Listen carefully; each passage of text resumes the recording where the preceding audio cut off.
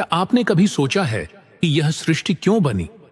कौन है इस पूरे ब्रह्मांड का अदृश्य संचालक?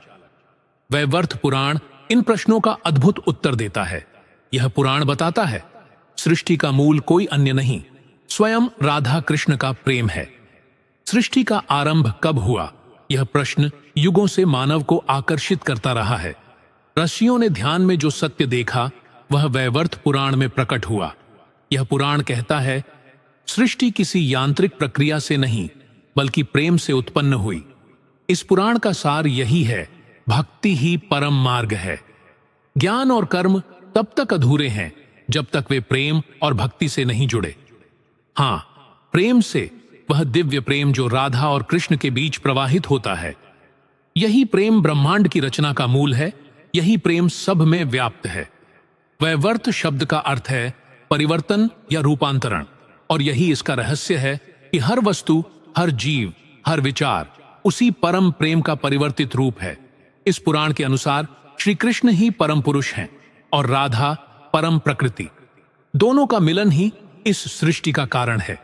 ब्रह्मा, विष्णु, महेश ये भी उसी दिव्य चेतना के विस्तार हैं। प्रकृति खंड बताता है कि राधा केवल एक देवी नहीं बल्कि स्वयं सृष्टि की जननी है। वृंदावन की हर बयार, हर फूल, हर गोपी उसी चेतना का अंश है। गणेश खंड सिखाता है कि ज्ञान और भक्ति का संगम तभी संभव है जब अहंकार मिटे। और कृष्ण जन्म खंड में बताया गया है कि राधा कृष्ण की रासलीला केवल नृत्य नहीं बल्कि आत्मा और परमात्मा का मिलन है। यह है वैवर्त पुराण का रहस्य। संसार की हर गति, हर परिवर्तन, हर जन्म मरण एक ही प्रेम की लहर है। जो इस प्रेम को जान लेता है वह स्वयं ईश्वर के स्वरूप को जान लेता है। यह पुराण हमें सिखाता है ईश्वर तक पहुंचने का मार्ग न तो केवल ज्ञान है, न कर्म, बल्कि निर्मल प्रेम और भक्ति ही सच्चा मार्ग है।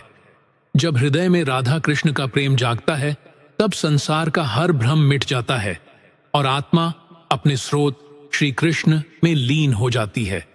जहां प्रेम है वहीं परमात्मा है। राधा कृष्ण का प्रेम ही वह अदृश्य शक्ति है जिससे यह समूचा ब्रह्मांड संचालित होता है।